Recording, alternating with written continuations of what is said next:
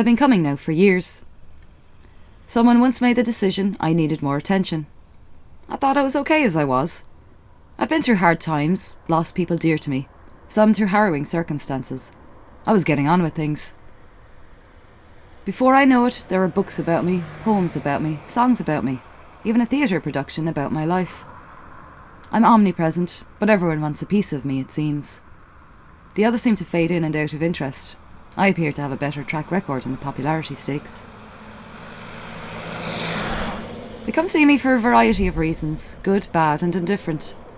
They come when they're happy. They come when they seek solace, a quiet word, a familiar face. Some come only when they are looking for something. There are those that linger and those whose visits are fleeting. They give me jewellery, they complete makeovers where I live, then they take my water by the gallon load. They are known to leave things with me while I act as caretaker. These items seem precious, and I'm a bit dubious about their safety, but I guess they have their reasons for leaving them at mine. When I'm on my own, it is peaceful, and I quite enjoy the solitude.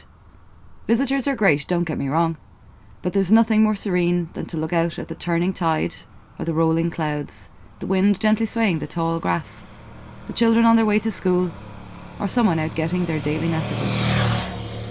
I see people both arrive and leave the country. I see them out for their walks, painting their houses, heading to work. The list is endless, and I see it all. On occasion, I have been physically moved, when progress and infrastructure are given priority, and new roads must be built. I get rehoused, moved to the side.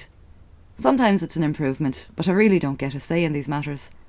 I just have to go along with it. My surroundings change in other ways throughout the year.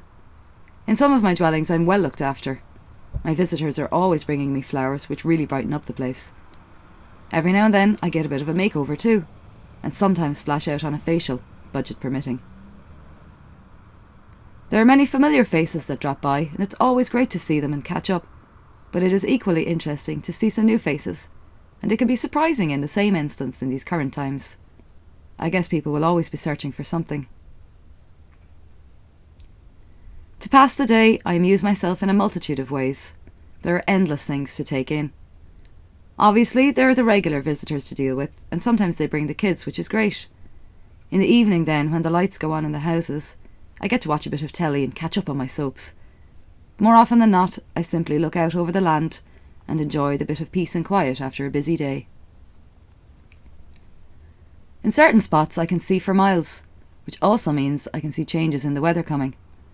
The others can adapt, but I'm not always best attired for the colder seasons. I would give anything for a few more layers or a good winter coat. It can get quite cold in the evenings.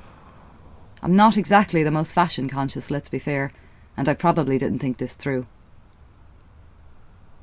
Nighttime can also be a bit daunting here on my own. The odd time someone will stay over, but it's the unknown sounds that tend to freak me out.